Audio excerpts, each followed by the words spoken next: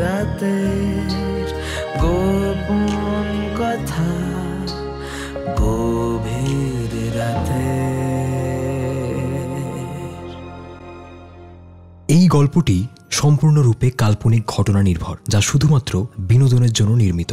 গল্পে শোনানো সমস্ত চরিত্র, চরিত্রের নাম, স্থান, ঘটনা সম্পূর্ণ কাল্পনিক এবং কোনো জীবিত বা মৃত ব্যক্তি, ঘটনা বা স্থানের সঙ্গে সাদৃশ্য থাকলে তা নেহাতি কাকতালীয়। গল্পের খাতিরে কোনো কোনো চরিত্র ধূমপান বা মদ্যপান করলেও ফিভার 104 FM তাতে সায় দেয় না। ধূমপান এবং মদ্যপান স্বাস্থ্যের পক্ষে ক্ষতিকারক, এতে ক্যান্সার হয়। গভীর রাতের গোপন কথায় শুনছ আজকের গল্প গোধূলির রং।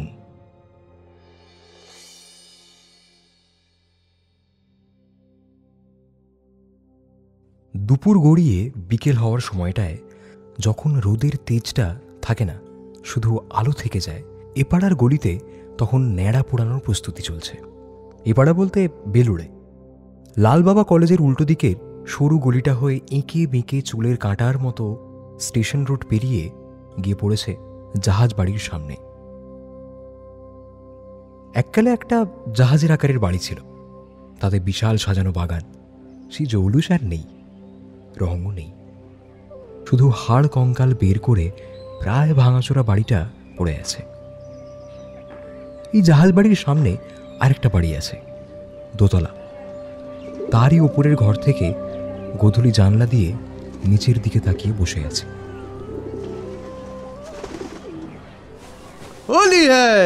উফ, কি করছিস দাদা? দাঁড়া। এমন বেখেয়ালে হয়ে বসে রয়েছিস, ঘরে কে কখন আসছে তোর খেয়ালই থাকছে না। আমার এসব ভাল লাগে না। আর তোরও বলি হারি, দোল শুরু হয়নি, তুই বাড়ির মধ্যে রং টং নিয়ে। রং খেললেই খেলা শুরু। আরে ওই দেখ, বাইরে সবাই খেলতে শুরু করে দিয়েছে। হ্যাঁ বুঝলি, ও খেলে খেলুক, আমার দেখার দরকার নেই। আর তুই যে বসে বসে লোক গুনছিস, ক্লান্ত লাগে না? ছুটি নিয়ে ফালতু বসে আছিস। স্কুলে গেলে বাচ্চা টাচ্চাদের সাথে থাকলে মনটা তো ভালো লাগতো নাকি? আমি ভালোই আছি, আর তাছাড়া রং টং নিয়ে আমার এমনিও অত মাথা ব্যথা নেই। আবার এক কথা, দোল এলেই তোর মন খারাপ হয়ে যায়। ভাবছিস সেটাকে আমি বুঝি না? গত 5 বছর ধরে তো একই জিনিস দেখছি রে।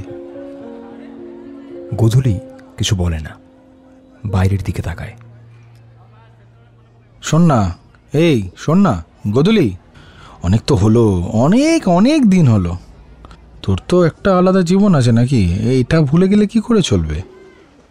ছিল দাদা, একটা জীবন ছিল। একটা সময়ের পরে নিজের জীবনে অনেকগুলো জীবন এসে মেশে, বুঝলি তো? তখন আর জীবনটা কারোর একার থাকে না রে। সব থাকে, নতুন করে ভাব বাবু, অনেক দিন হলো। তুই কি আর কিছু বলবি? নাহলে যা। আরেকটা কথা বলতে এসেছিলাম। কি বল? আবির আসছে কাল। আবির? 8 বছর পরে কলকাতা ফিরছে, এখানেই থাকবে বলছে। কেন এখানে? কেন বালিগঞ্জে নিজের ফ্ল্যাট ছেড়ে এখানে কেন থাকবে? আরে বালিগঞ্জে কে আছে ওর? এই পাড়া ছেড়ে যাওয়ার পর প্রথমে বাবার ক্যান্সার, তারপর মা স্ট্রোক। যে দাদা ছিল তার সাথেও নামমাত্র যোগাযোগ। কোন ঘরে থাকবে? এই দিকের ঘরটা খুলে দেবো, তোর অসুবিধা নেই তো? ডাকার আগে যখন জানাসনি, এখন আর বলে কি লাভ? এভাবে বলছিস কেন? ও নিজে থেকেই তো আসবে বললো, আর আমি কি বারণ করবো নাকি? আর একটা সময় ওর বাড়ি ঘরদোর তো এটাই ছিল না?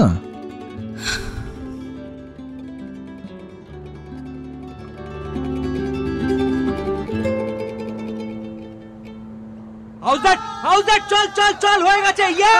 না না না, উইকেটের অনেক উপর দিয়ে গেছে, হতেই পারে না। এই উইকটা না বড্ড চোট্টামি করে শালা, হেভি আমি। হয়েছে ভাই, হয়েছে, অনেক হয়েছে, এবার ব্যাটটা রাখ, কেটে পড়। এই তুই বল। তুই তো দেখেছিস না? আমি তো, আরে বাবা ও কি বলবে, আমি তো বলছি আউট আছে ভাই। নীল, এই দাদা, মা ডাকছে। নীল, তোর বোন এসছে। তোর বোন কি? আমার নাম নেই কোনো? না আছে, কিন্তু গোধূলিটা একটু বড় হয়ে যায় তো। তাহলে ডাক নামে ডাকি, মিমি। কি রে নীল, কানে কথা যাচ্ছে না নাকি? আরে নীল, আবার গুজুর গুজুর করে যাচ্ছে। কাকিমা ডাকছে রে ভাই, তাড়াতাড়ি একটু যা, না হলে তোর আমার দুজনের ঘাড়েই ব্যাটের ঘাটা পড়বে। হ্যাঁ হ্যাঁ রে, আমার অফস্পিন খেলতে পারিস না, এখন এসব বলবি? হ্যাঁ, আয় না কাল, দেখাচ্ছি তোকে। হ্যাঁ ঠিক আছে, বাট এই মিমি, তুই ব্যাট উইকেট সবগুলো নিয়ে আসবি, ঠিক আছে? চল। কেন আমি নিয়ে আসবো? কেন তর্ক করিস না, তাড়াতাড়ি নিয়ে আয়, চল। উফ, আবার আমার নতুন চটিটাও নিয়ে আসা হয়েছে। বেহায়া এক নম্বরের একটা। বন্ধুগুলো যেমন জুটেছে। এ কি, তোর দাদা তো চটিটা নিয়ে এলো আর তুই আমাকে? এগুলো আছে, একা এত সব নিয়ে যাব কি করে? হেল্প করতে পারছো না? খেলার সময় তো বেশ একাই ঢ্যাং ঢ্যাং করে নিয়ে আসতে পারো। আর চুপ, বড্ড বেশি কথা বলিস তুই। হাতটা সরাও, কেউ দেখে ফেললে বাড়িতে বললে কাল থেকে বেরোনো বন্ধ হয়ে যাবে। ও দেখছে। কে দেখছে? ও ও ও কি বলবে? আচ্ছা নে, সরিয়ে নিলাম। এতগুলো জিনিস আমি একা নিয়ে যেতে পারবো না, হেল্প করো প্লিজ। চ।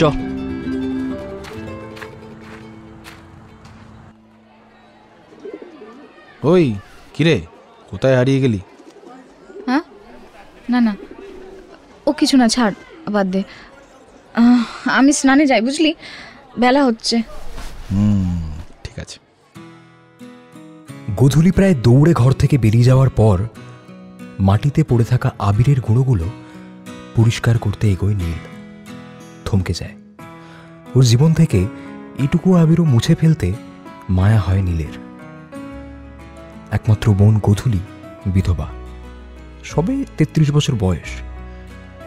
জীবনে রং বলতে যতটুকু ওর নামে আছে ততটুকুই। 5 বছর আগে দোলেই শান্তিনিকেতন বেড়াতে গিয়েছিল ওরা মানে গোধূলি আর শুভ্র, ওর হাজব্যান্ড। শুভ্রর ভীষণ অ্যাডভেঞ্চারের শখ। বাইকে করে এতটা রাস্তা যাবে গোধূলি ভীষণ ভয় পেত। শুভ্র শোনেনি। ফেরার পথে বাইকে বসতে বসতেই একটু চোখ লেগে গিয়েছিল। সামনে যে কখন একটা এসইউভি চলে এসেছে খেয়াল করেনি। মুহূর্তের মধ্যে সব কিছু শেষ। বাইকটা দুমড়ে মুচড়ে হাইওয়ের ধারে। শুকনো খয়েরি ধুলোতে মিশে যাচ্ছিল চাপ চাপ রক্ত। গোধূলির চোখ যখন খুলেছিল হাসপাতালের আইসিইউতে, তখন বেশ অনেকটা লেট হয়ে গেছে। শুভ্রর মুখ ঢেকে গিয়েছে সাদা কাপড়ে।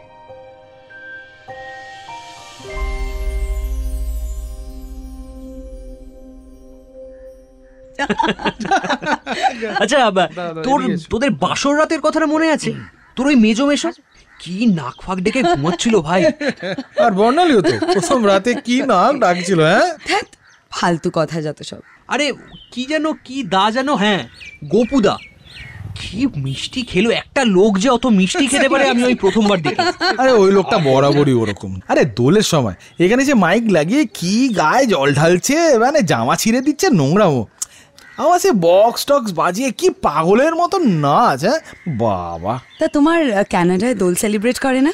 করে, তবে ওই ইন্টারনেটে হোলি প্লেলিস্ট চালিয়ে একটু হাতে হাতে মিষ্টি দেওয়া, গালে রং লাগিয়ে দেওয়া, ব্যাস পালা সাঙ্গ। আরে ওই জন্যই তো এখানে আসা।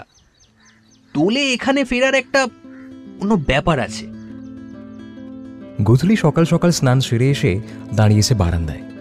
তার সামনে অতি পরিচিত চোখ, নাক, মুখের অবয়ব। কিছুক্ষণের নিস্তব্ধতা। তারপর গোধূলি প্রথম প্রশ্নটা করে, কেমন আছো আবিরদা? ভালো। তুই? যেমন দেখছো, ফাটাফাটি। গোধূলি এক ধাক্কায় ফিরে যায় প্রায় 10 বছর আগে। তখন ওদের পাড়ায় বিশ্বকর্মা পুজোর মাইক পাচ্ছে। ছাদটা তখনও জল ছাদ নয়, এবড়ো খেবড়ো। ওই বয়সে মুখের উপর যেমন ব্রণর দাগ ফুটে ওঠে, সেরকম একটা রোগা মতো ছেলে, যাকেও দাদার বন্ধু বলে চেনে, আবিরদা, সে ছাদে ঘুড়ি ধরতে এসে ওখানেই দাঁড়িয়ে মাঞ্জা গোটাচ্ছিল।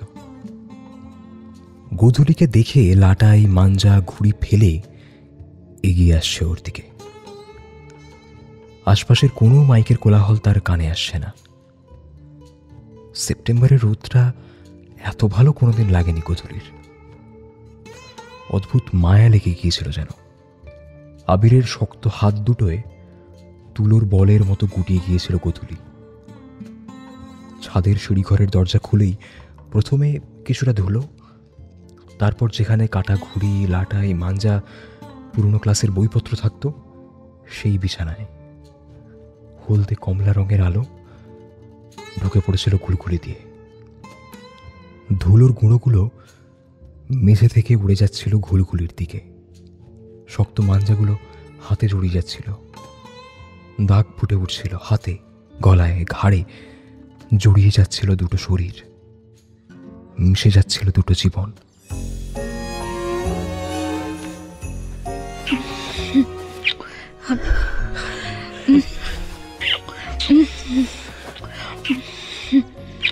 আবিরদা, এখনো দাদা বলে ডাকবি? তবে কি নামে ডাকবো তোমায়? কেন, শুধু আবির? মা চলে আসবে আবিরদা, ছাড়ো। না, দাদা বললে তো ছাড়বো না। ভয় লাগছে। কে কে কে সরে গেল? কোথায়? এই দুপুরে এখানে আবার কে আসবে? কেউ নেই। সত্যি কেউ নেই? আমার কিন্তু মনে হলো। আরে বাবা, নেই কেউ, বাদ দে। শোন না, তোকে কিন্তু আমি খুব ভালোবাসি গোধূলি। তুই বুঝতে পারিস সেটা? তুই জানিস তো সেটা? বল কিরে, বল। জানি না, আমি শুধু জানি আমি বিকেলে নাচের স্কুলে বেরোলে তুমি আরো জোরে ব্যাট চালাও, যাতে ওপরের গাছটাই লাগে। আর ফুলগুলো তোর কোলে ঝরে পড়ে, মানে মানে তুই সবটা জানতিস, বুঝতিস, তাও কোনোদিনও। দাদা তোমার বন্ধু হয়। নীল? নীল কি বলবে? ওটা তুই আমার পর ছাড় না, আমি ম্যানেজ করে নেব।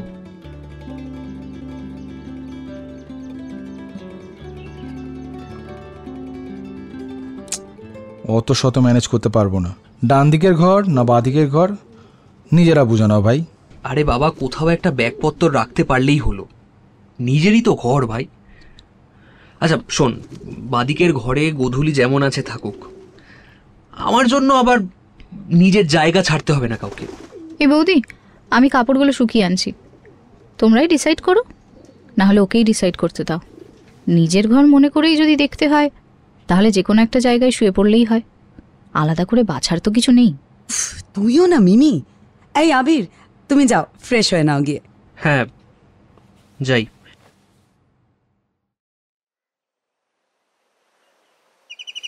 এই কি কি করছিস দাদা তুই? আবার সবে চান করে এসছি, দূর বাবা। কাপড় শুকানো হয়ে গেছে তো? ও তুমি নাকি একেবারে গুছিয়ে নিয়ে যাবি বলেই রোদের মধ্যে বসে আছিস? সবে চান করে বেরোলাম, দেখলে তো। কেন যে কি করবি? মারবি? কামড়ে দিবি সেদিনের মতো?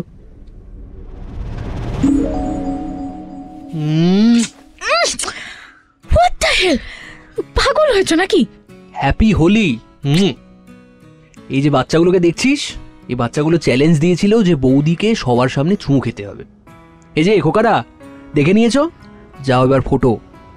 আর তুই শোন, এই যে রংটা, এটা উঠে যাবে, তবে যে রঙে রাঙিয়ে দিলাম সেটা কিন্তু কোনোদিন উঠবে না।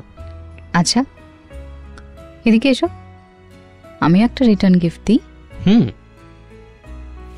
আরেকটু কাছে এসো। আরো কাছে? আরো কাছে। এবার আও, ভালো লাগলো না? মনে থাকবে? আসি। এই বিকেলে ছাদে যাব ঘুড়ি আনতে। মা ঠ্যাং ভাঙবে।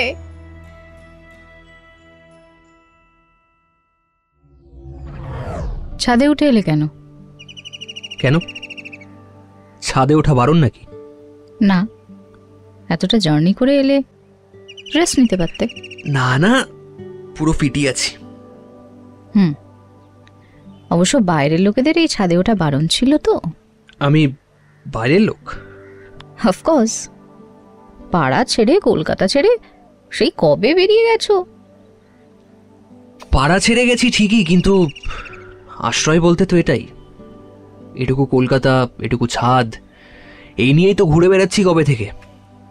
নাটক করো না। তোরা ছাদের ঘরটা ভেঙে দিলি কেন? দরকার পড়ে না কারো, এমনিতেই প্রমোটারকে দিয়ে দেওয়ার কথা হয়েছে। এই বাড়িটা প্রমোটারকে দিয়ে দিচ্ছিস? একবারও বললিও না? মানে? না মানে, এত ভালো লোকেশন, ফ্ল্যাট বানিয়ে। তুমি তো থাকো না এখানে, নিজে তো দিব্যি কেটে পড়লে অন্য জায়গায়। জানি তোর অনেক অভিমান, তবে এইভাবে আমাকে বাদ দিয়ে দিবি সেটা ভাবিনি। দেখ, এবারই সাথে আমার রক্তের সম্পর্ক কিছু নেই ঠিকই, কিন্তু ছোট থেকে এখানেই তো খেলে পড়ে বড় হলাম। তারপর চাকরি নিয়ে কানাডায় শিফট হয়ে গেলে, কি দারুণ না? এদিকে কত ফ্ল্যাট হয়ে গেছে না, আকাশ দেখা যায়, কিন্তু দূরে কি আছে আর বোঝা যায় না। দূরে কি আছে কে কবে বুঝেছে বলো তো? জানলে কি আর এভাবে কপাল পড়ে? শুভ্রর অ্যাক্সিডেন্টের খবরটা আমি পেয়েছিলাম। ও, আই এম সরি রে। তোমার ওয়াইফ কেমন? কে? মৌমিতা?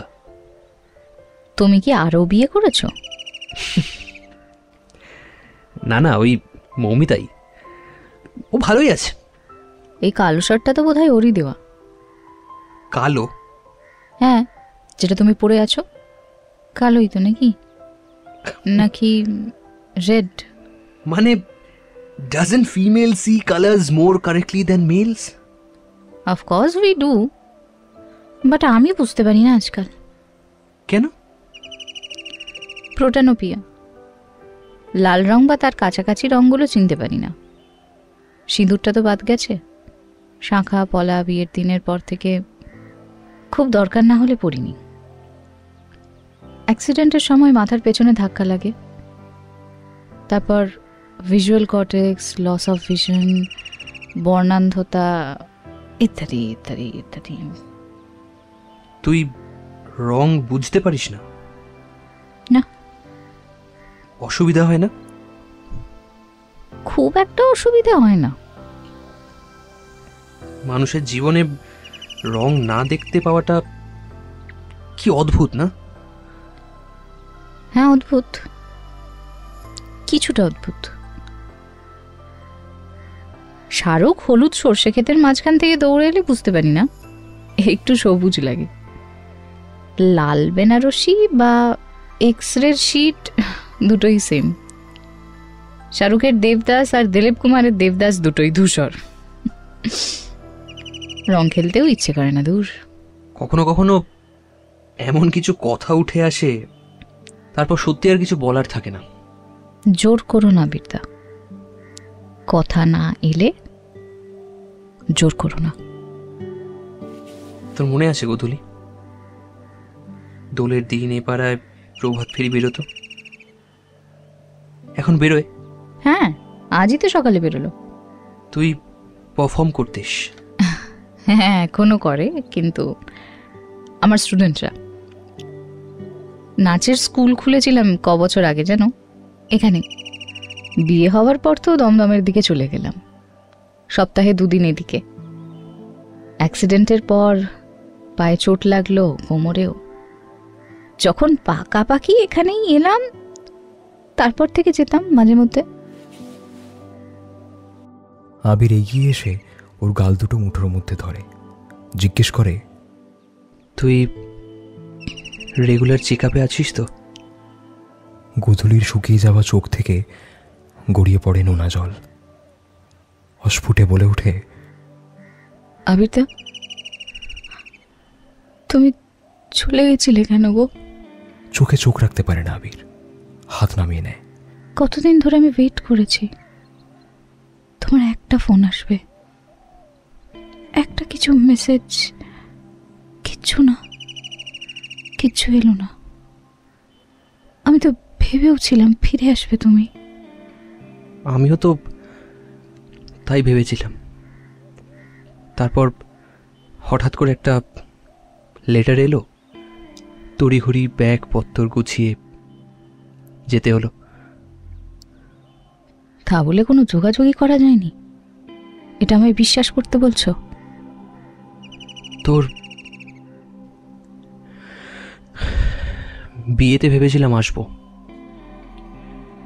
তারপর আর সাহসে কুলায়নি। অবশ্য জানতাম ভালো জায়গায় বিয়ে হয়েছে, শুভ্র ছেলেটা ভালো। যাকে ভালোবাসলাম তাকে তো পেলামই না, যাকে ভালোবাসবো ভাবলাম সেও থাকলো না। তোর একা লাগে না? না, একা লাগে না। আমি তো আমার সব কাজ একাই করি।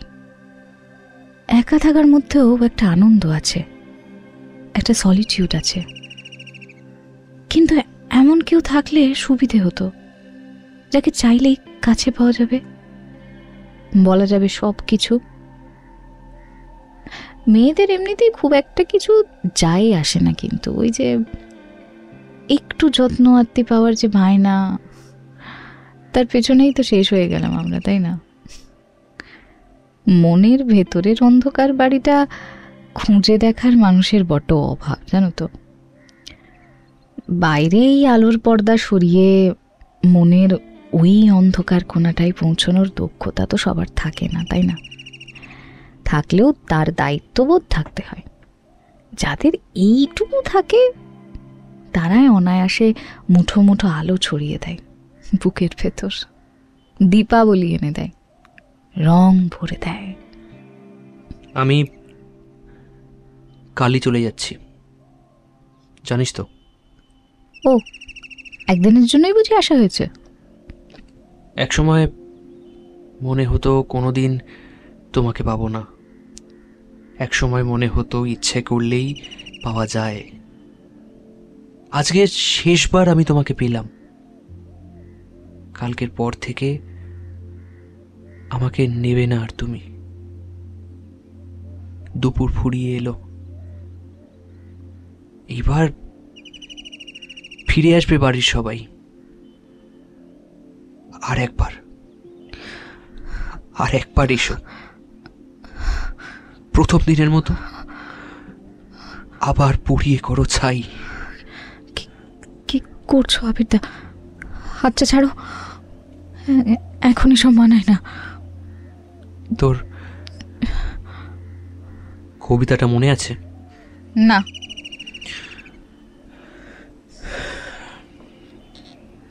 জয় গোস্বামী, বিবাহের আগে শেষ দেখা। তোকে বইটা দিয়েছিলাম পড়তে, মনে নেই নিশ্চয়ই, তবে তার মধ্যে একটা চিঠিও ছিল। পড়িসনি তো? না। কেন? বইটা পুড়িয়ে ফেলেছিলাম, চিঠিটা খুলেও দেখিনি, সহ্য হয়নি। বিয়ের আগে নাটক করে গিফট পাঠাচ্ছ, নিচের বিয়ে। আমাদের বিয়েটা হয়নি রে। মানে?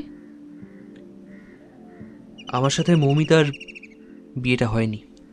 আমি নিজে দেখেছি তোমার বিয়ের কার্ড। অতটুকুই।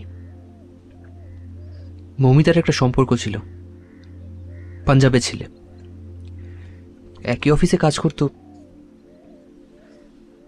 ও জানিয়েছিল যে বিয়েটা করতে পারবে না।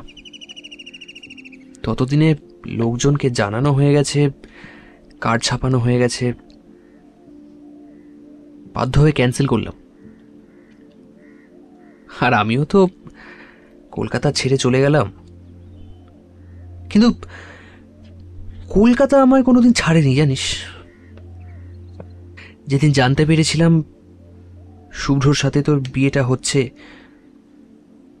খুব চমকে গেছিলাম। শুভ্রজিৎ সান্যাল এতদিন আমাদের সাথে খেলতো, ঘুরতো, কোনোদিন মুখ থেকে এই কথাটা তো বেরোয়নি যে ওর তোকে ভালো লাগতো। বিয়ের পর প্রথম দিন ও তাই বলেছিল আমায়।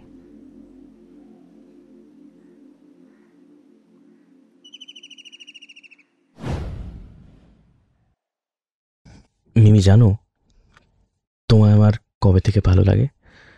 কতবার বলবো বলে ভেবেছি, কিন্তু তার আগেই সামনে আবিরটা চলে আসতো, সাহসই হয়নি। প্রত্যেকটা ক্রিকেট ম্যাচের শেষে তুমি নীলদাকে ডাকতে আসতে, আর আমি ওই পুরনো স্কুটির আয়নায় চুলটা ঠিক করে নিতাম। তুমি নাচের স্কুল থেকে বেরোলে পেছন পেছন একটা সাইকেল থাকতো। আমি জানি তুমি কোনোদিন খেয়ালই করনি, কিন্তু ওই আমার চাওয়া বলতে ওটুকুই। আমি এই বিয়েতে কেন রাজি হয়েছি জানো? কেন? তোমাকে আমি চিনি না তাই। চেনা মানুষেই যদি এতটা ধাক্কা দেয়, আমার আর অচেনা মানুষে ভয় নেই। চিন্তা নেই। তুমি জানো আমার সাথে কি আবিরদার কথা? ও জানো তার মানে? হ্যাঁ, কবছর আগে বিশ্বকর্মা পুজোয় তোমাদের ছাদে। তুমি সেদিন? আসলে কি জানো, সবসময় তৃতীয় ব্যক্তির মতো দাঁড়িয়ে দেখেছি দূর থেকে, বুকের ভেতরটা জ্বলে পুড়ে গেছে। তবে এবার সব ঠিক লাগছে। বলছি শোনো না, এবারে দোল মানে পরের মাসে শান্তিনিকেতন যাবে? আমি যাইনি কোনোদিন। আমিও যাইনি, পড়েছি শুধু। চলো বাইক নিয়ে যাব। আরে না না, দু চাকায় আমার খুব ভয় লাগে। ট্রেন, বাস, গাড়ি যা খুশি, কিন্তু বাইক নয়। আরে তুমি চলো না, বলছি তো আমি আছি। তুমি তো ভয় পাচ্ছ কেন বলো তো? একদমই না, একদম আমি এতে যাব না, প্লিজ। স্মুথ যাবো।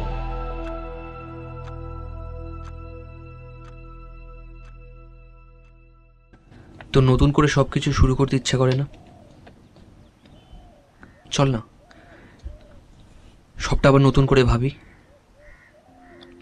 তুই ক্যানাডায় চ, ওখানে অনেক ইন্ডিয়ান রয়েছে, অনেক বাচ্চা রয়েছে যারা নাচ শিখতে চায়। তুই না হয় ওদেরকেই নাচ শেখাবি।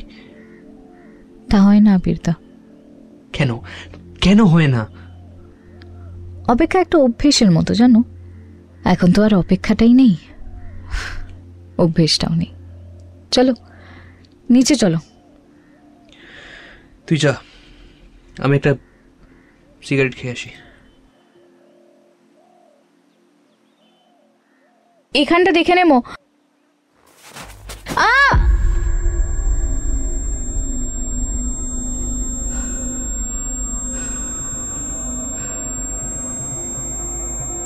গোধূলি, গোধূলি, গোধূলি ওঠ। নীল, বৌদি, একটু তাড়াতাড়ি এসো।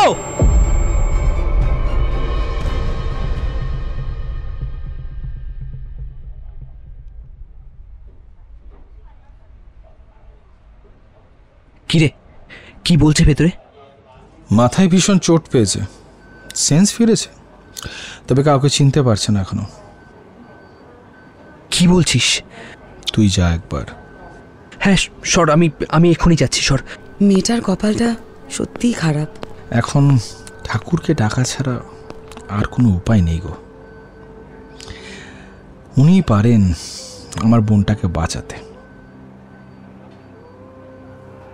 আইসিইউ এর বেডের মধ্যে আধশোয়া হয়ে বসে আছে গোধূলি।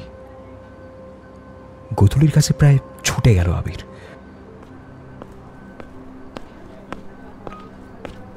মিমি, মিমি,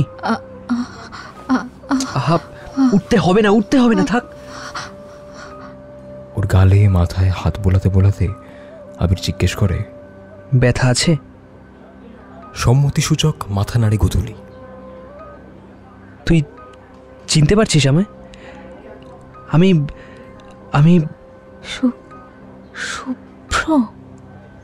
পায়ের তলা থেকে মাটিটা হঠাৎ সরে যায় যেন আবিরের।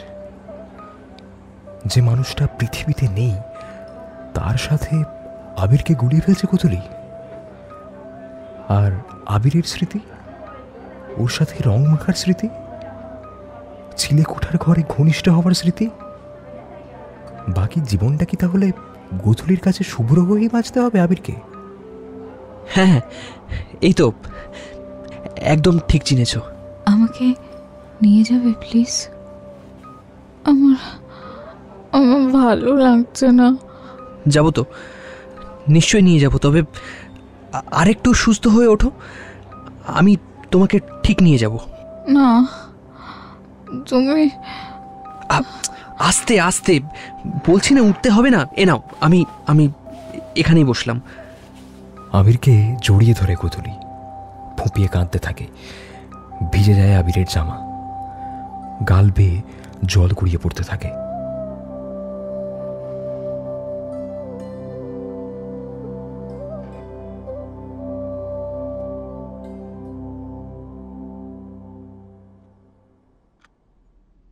মিমি, এটা দেখো তো একবার কেমন লাগছে। দূর, কিসব ম্যারম্যারে কালো জামা পরো সারাদিন। আরে না না, কালো না। একটা সেকেন্ড দাঁড়াও, চোখটা বন্ধ করো। আবার আবার চোখ বন্ধ করবো কেন? তুমিও না শুভ্র। দাঁড়াও না। এই তো, এইবার চোখটা খোলো। আমি আমি আমি রং দেখতে পাচ্ছি শুভ্র, আমি স্পষ্ট দেখতে পাচ্ছি। গোলাপি রঙের পর্দা, হলুদ রঙের কুশন, আর আর তোমার এই জামাটা, এটা তো লাল। এটা কি? Colour correction glass. Thank you, thank you, thank you. I love you Shubhra. হ্যাঁ,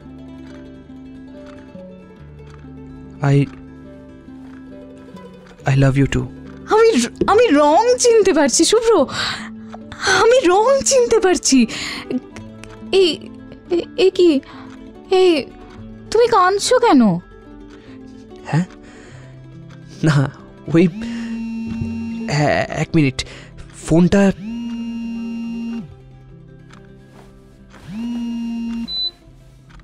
কিরে, লেট করলাম না তো?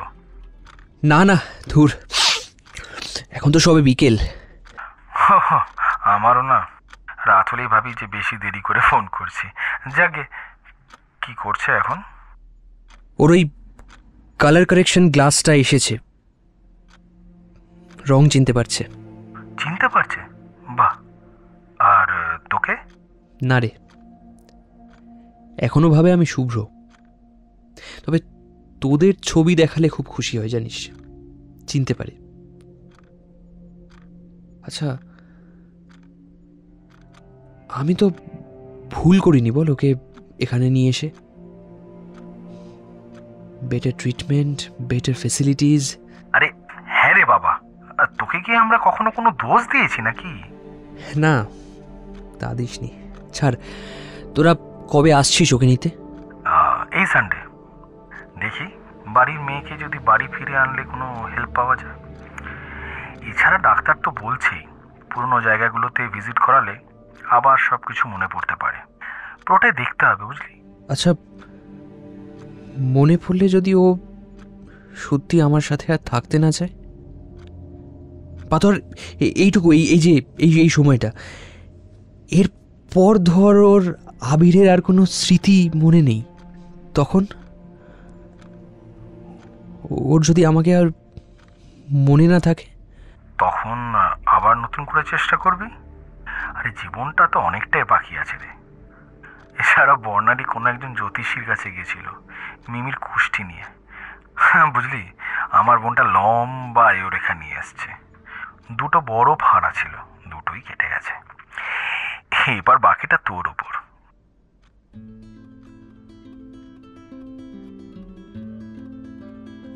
কলকাতায় বেটার ট্রিটমেন্ট হচ্ছিল না বলে ওকে ক্যানাডায় নিয়ে চলে এসেছিল আবির।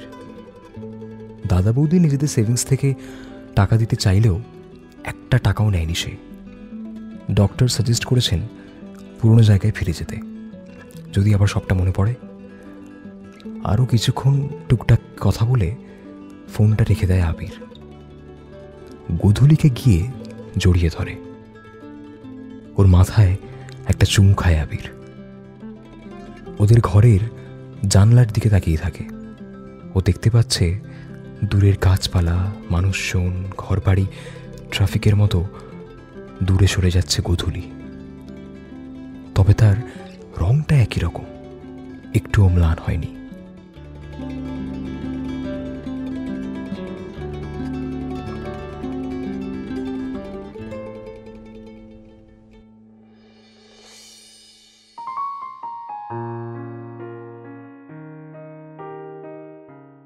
শুনছিলে আজকের গল্প গোধূলির রং।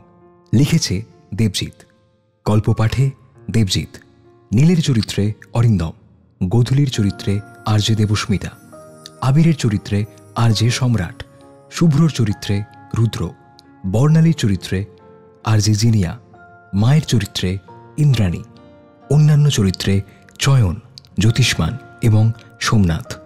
রেকর্ডিং ও editing Rudra, sound design Jyotishman, visual design Debjit and Kishan, Arusha, Aindrila এবং সমগ্র ভাবনা, পরিকল্পনা ও পরিচালনায় অরিন্দম। আর তুমিও যদি গভীর রাতের গোপন কথায় নিজের গল্প পাঠাতে চাও তাহলে অনধিক 2500 শব্দে আমাদের তোমার লেখা গল্প লিখে পাঠাও fever 104 FM কলকাতা @gmail.com। আর এই গল্পটা ভালো লাগলে সাবস্ক্রাইব করো আমাদের ইউটিউব চ্যানেল বাংলা ফিভার।